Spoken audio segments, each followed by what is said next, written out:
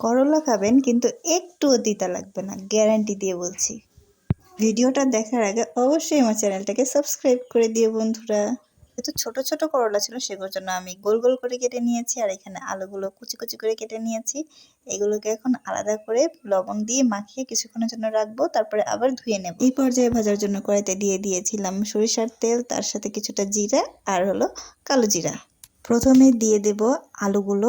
এই আলুগুলো কিন্তু লবণ দিয়ে মাখায় রাখছিলাম কিছুক্ষণের জন্য, তারপরে আবার পানি দিয়ে ধুয়ে নিছিলাম।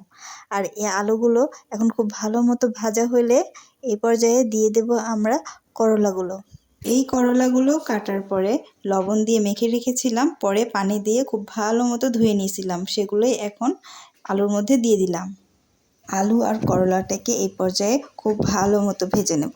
আর অবশ্যই এখন একটু লবণ দিয়ে দেব পরিমাণ মতো। প্রথমে অল্প একটু লবণ দেব, কারণ আমরা আগেই লবণ দিয়ে এই করলা আর আলুগুলোকে মেখে রেখেছিলাম, যে জন্য এই করলা আর আলুর মধ্যে লবণটা আগেই কিছুটা রয়ে গিয়েছে।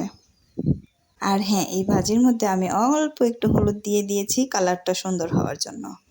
আলু আর করলাগুলো সিদ্ধ হয়ে আসলে আমি দিয়ে দেবো এই পেঁয়াজগুলো। দেখেন এগুলোকে গোল গোল করে একটু মোটা করে কেটে নিয়েছি, যেন খাওয়ার সময় মুখে পড়লে ভালো লাগে। দেখেন কিভাবে হাত দিয়ে মেখে পেঁয়াজগুলো কিভাবে নরম করে ফেলতেছি।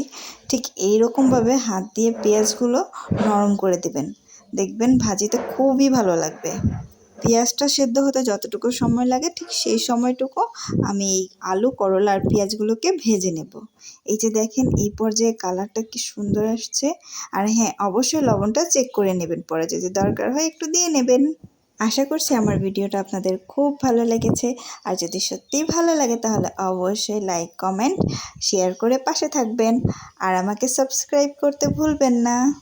গরম গরম ভাতের সাথে এই ভাজিটা যে এত মজা লাগে বলে বোঝাতে পারবো না, আর না খেলে আপনারা বুঝতেও পারবেন না। এতক্ষণ ধরে আমার ভিডিওটা দেখার জন্য অনেক অনেক ধন্যবাদ প্রিয় বন্ধুরা।